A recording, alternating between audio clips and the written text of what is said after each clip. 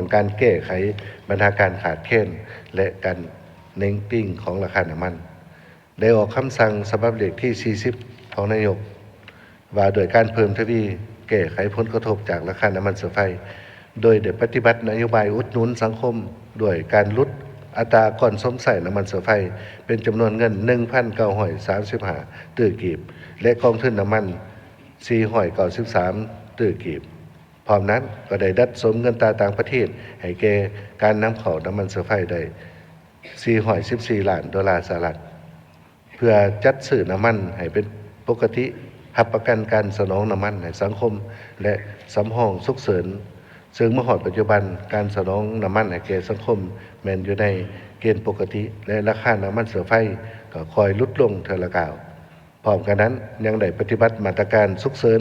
เพื่อรับประกันความมั่นคงด้านพลังงานบนจิตใจเพิ่มทวีการปฏิบัติมาตรการประหยัดหันวิกฤตเป็นโอกาสเป็นต้นเป็นมาตรการสุกอยู่ให้ประชาชนในสังคมหันมานำใส่รถไฟฟ้าหรือพลังงานทดแทนพลังงานทางเลือกอื่นๆเพื่อลดผ่อนการนำเข้าน้ำมันเสือไฟได้เปิดการบริการนำใส่รถ BRT แท็กซี่รถ3ล้อ2ล้อไฟฟ้าเพื่อช่วยเหลือแก้ไขประชาชนในส่วนวิกฤตการปัจจุบันมีรถไฟฟ้าและไฟฟ้าผสมผสานทั้งหมด 17,357 คันเท่ากับ 0.5 ส่วนห้อยของจำนวนพาหนะทั้งหมดสำหรับมาตรการระยะกลางระยะยาวแม่นซุ้มใส่คนขั้วแรงนำเข้าน้ำมันจากหลายแห่งและสร้างคั่งแห่ห้องด้านน้ำมันเสือไฟให้หลายขึ้นและหันเปลี่ยนไปใส่รถไฟฟ้า